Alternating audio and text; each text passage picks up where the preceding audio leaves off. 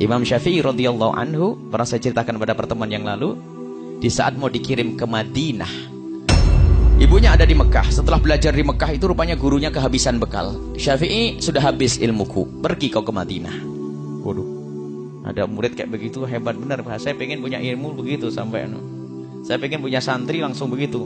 Sampai saya bingung ngajar kamu itu, nak. Kenapa? Habis ilmu saya. Wah, kan hebat kalau gitu. Ini ada orang ngajar Imam Syafi'i itu kehabisan. Syafi'i, ilmuku sudah habis, pergilah kau ke Madinah. Pamitan kepada ibunya. Setelah pamitan kepada ibunya, setelah ke Madinah nanti dikirim ke Irak. Apa kata ibunya? Nak, berangkatlah kau menuntut ilmu, ilmu jihad di jalan Allah. Kita ketemu nanti di akhirat saja. Bagaimana kalau ibu kita ngomong gitu? Dan saya masih ingat Umi juga pernah waktu itu, saya dengar cerita sebelum dari buku, dari ceritanya Umi. Berangkatlah kau Syafi'i, nanti kita ketemu di akhirat. Imam Syafi'i ke Madinah, lalu berangkat ke Irak. Di Irak tuh Imam Syafi'i bukan setahun 2 tahun, karena takut pulang ke rumah, nggak berani, karena belum dipanggil sama ibunya. Belum dipanggil sama ibunya. Di Irak menjadi orang alim besar, sehingga setiap rombongan dari Irak haji, ibunya Imam Syafi'i datang ikut haji juga. Suatu ketika ada halaqah besar di Masjidil Haram. Ada seorang alim besar dari Irak, sebentar-sebentar berkata, qala Muhammad bin Idris Asy-Syafi'i. Qala Muhammad bin Idris, berkata Muhammad bin Idris Asy-Syafi'i. Ibunya Imam Syafi'i itu bingung, siapa Muhammad bin Idris itu? Akhirnya ditanya, ya Syekh, siapa Muhammad bin Idris Asy-Syafi'i? Sang Syekh dengan penuh kebanggaan, dia adalah guruku, seorang alim yang ada di Irak, asalnya dari Mekah ini. Ibunya kaget, ketahuilah ya Syekh, Muhammad bin Idris Asy-Syafi'i adalah anakku. Ibunya masih ada. Iya, Muhammad bin Idris Asy-Syafi'i adalah anakku.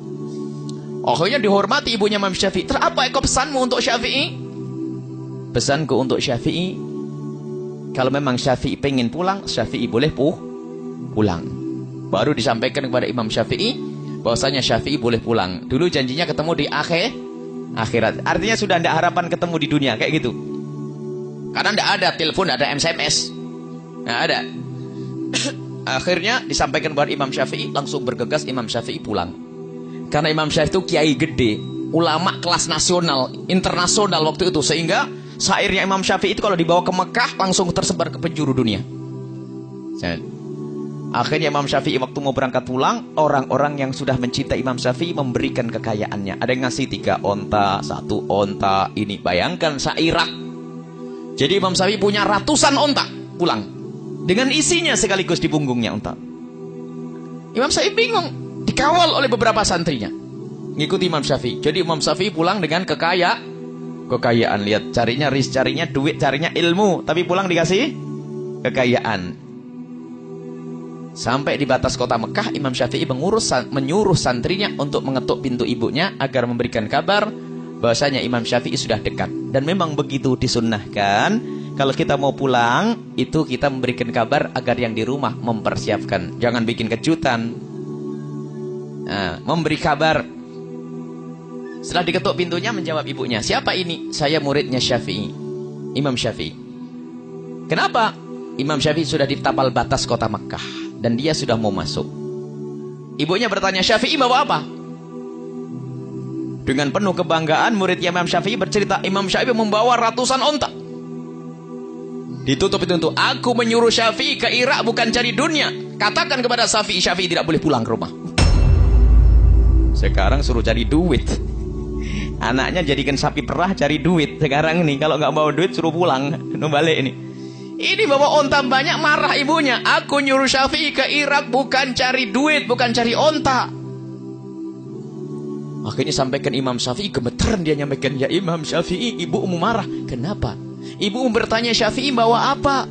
Terus, ya aku bercerita kamu bawa onta yang banyak. Salah kamu, jangan ngomong gitu. Baik, sekarang aku panggil warga Mekah.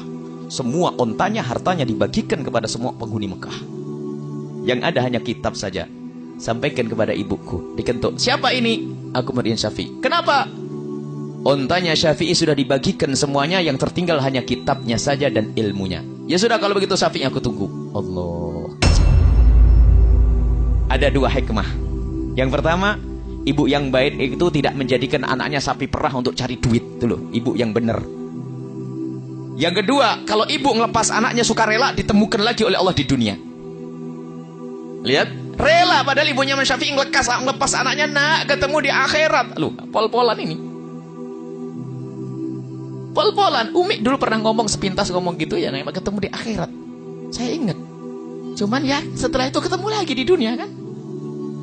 Kita mondok juga cukup lama, 18 tahun mondok. Bayangin Bu, mondok 18 tahun Bu. Saya itu mondok ibu, anak ibu berapa tahun mondok? Saya mondok 18 tahun, pulang masih tua atau muda Bu? Yang bener nih Bu. Saya mondok 18 tahun tapi pulang, nah masih muda kata ibu yang bener. Yuk jangan mah. Jadi mondok baru 4 tahun sudah lama, 3 tahun sudah lama. 18 tahun saya mondok itu. Jadi ternyata tidak ada yang kurang. Imam Syafi'i, ibunya Imam Syafi'i melepas anaknya karena Allah, dikembalikan lagi oleh Allah. Kalau ibu melepas karena Allah, bakal dikembalikan, bakal dipertemukan di dunia dan di akhirat, insya Allah.